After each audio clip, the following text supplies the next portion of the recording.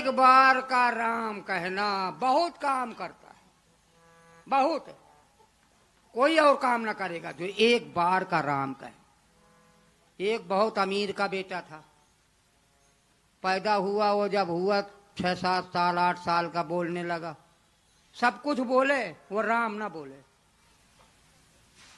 माता पिता हार गए, बुला बोले, हे बेटा राम कहो, वह ना बोले। पड़ोसी राम कहो, अरे गुरु संत आए का राम कहो, नहीं कहेंगे। तो गुरु जी आए तो गुरु जी कहते क्या नहीं कहोगे? कहा राम नहीं कहूंगा। कहा बस हो गया काम, हो गया काम, बस हो गया। एक ही बार राम कहा, उसने कहा हो गया काम, कह दिया राम, हो गया काम। कहा ये जब तुम्हारी मृत्यु होगी तुमको से पूछा जाएगा कि राम के बदले में तुम क्या चाहते हो, तो मेरा वचन नोट कर लेना। तुम कहना हम नहीं जानते, इसके बदले में जो कुछ मिलता हो तुम अपने आप दे दो। धर्मराज पूछेगा राम कहने का एक बार का क्या फल, तो तुम कह देना जो होता हो तुम ही दे दो, हमें नहीं पता क्या होता है। अब वो बड़ा सयाना हुआ और जब उसकी मृत्यु हुई तो महाराज धर्मराज आया लेने। और धर्मराज जब उठाने लगा, कहा मैं थक जाऊंगा, मुझे कंधे में बैठाओ। कंधे में बैठा लिया, कंधे में बैठा के चले।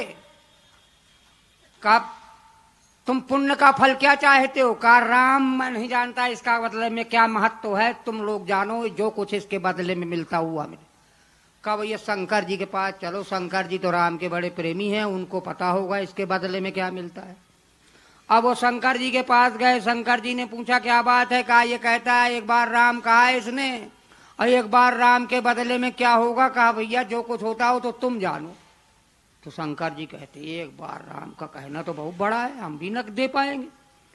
मतलब दोनों ने, कहते हैं शंकर जी ने कहा महत्व में पैदल नहीं चलूंगा, दोनों ने कंधे में बैठाया उसको।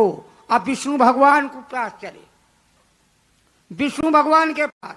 विष्णु भगवान से पूछा गया राम के महत्व क्या है, राम के बदले में क्या मिलता है? वो कहा भैया राम राम खूब जपे हैं, पर उसके बदले में क्या होता है ये नहीं जानता, पर मैं ये जानता हूं कि ये राम कहने से इतना पुण्यात्मा हो गया कि शंकर जी और धर्मराज के कंधे में बैठ के आया, अब मेरी गोदी में बैठा दो, बस यही सबसे बड़ा काम है। भगवान की गोद मिल जाती, भगवान की गोद मिल जाती। एक बार राम कहने